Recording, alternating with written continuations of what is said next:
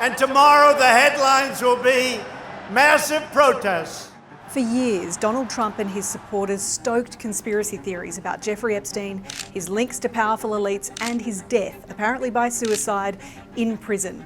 Before the election, they promised to release secret files, including a much-hyped client list. One of the things that you alluded to, and this is something Donald Trump has talked about, the DOJ may be releasing the list of Jeffrey Epstein's clients. Will that really happen? It's sitting on my desk right now to review.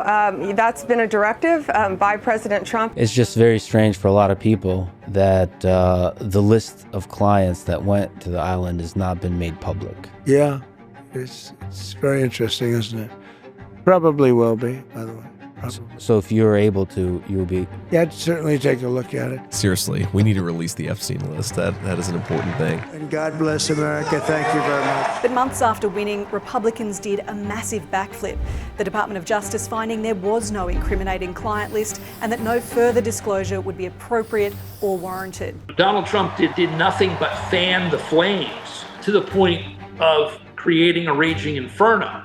And then, of course, when they pulled back the rug on his base and the influencers, he is suffering probably the biggest scandal that he's had. Today, explosive new reporting rocking the political world. According to the Wall Street Journal, the Justice Department told Trump in May that his name is in the Epstein files. The White House has dismissed this as fake news.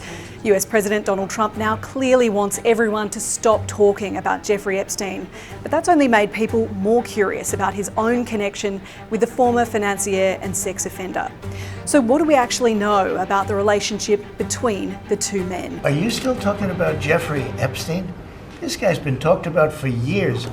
According to Donald Trump himself, he knew Jeffrey Epstein since the late 80s. And in 1992, they were filmed at a party at Mar-a-Lago dancing with cheerleaders, with Trump pointing out attractive women to Epstein. The following year, Jeffrey Epstein attended Donald Trump's wedding with his second wife, Marla Maples. Flight logs show Donald Trump flew on Jeffrey Epstein's private jet at least 7 times in the 90s, 4 in 93 and once each in 1994, 95 and 97. Throughout the late 90s and early 2000s, Donald Trump and Jeffrey Epstein were photographed together a number of times, sometimes with their partners Melania Trump and Ghislaine Maxwell. In a 2002 profile for New York Magazine, Donald Trump praised Jeffrey Epstein as a terrific guy, adding, "He's a lot of fun to be with. It's even said that he likes beautiful women as much as I do, and many of them are on the younger side." It was around this time, according to a federal indictment, Epstein began recruiting a vast network of dozens of young girls, some as young as 14, to be sexually abused for money. According to the Wall Street Journal, the following year, Donald Trump sent a sexually suggestive letter to Jeffrey Epstein for his 50th birthday, which reportedly contained a hand-drawn outline of a naked woman and was signed, "May every day be another wonderful secret." The president denies he ever wrote the letter and is suing the publication and media mogul Rupert Murdoch. I don't even know what they're talking about. Now, somebody could have written a letter and used my name, but that's happened a lot. In 2004, 2 years before his arrest, the relationship between Epstein and Trump reportedly deteriorated after a bidding war over a Palm Beach property ironically named the House of Friendship, which Donald Trump ultimately won. In 2006, Jeffrey Epstein was arrested in Florida on charges of procuring a minor for prostitution and solicitation of a prostitute. He was reportedly banned from Mar-a-Lago the year after. He was released from prison in 2009 after serving just 13 months of his sentence under a controversial plea deal, which granted immunity to any potential co-conspirators and freedom from prosecution for federal crimes.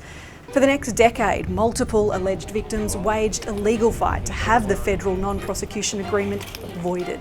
I have never heard of a plea bargain in which not only the prospective defendant, but the defendant's named and unnamed co-conspirators were granted blanket immunity for unnamed crimes. In 2019, Jeffrey Epstein was arrested again, this time charged with federal sex trafficking offences. Donald Trump quickly distancing himself from his one-time friend. I did have a falling out a long time ago. The reason doesn't make any difference, frankly, but I haven't spoken to him in probably 15 years or more. I wasn't a big fan of Jeffrey Epstein, that I can tell you.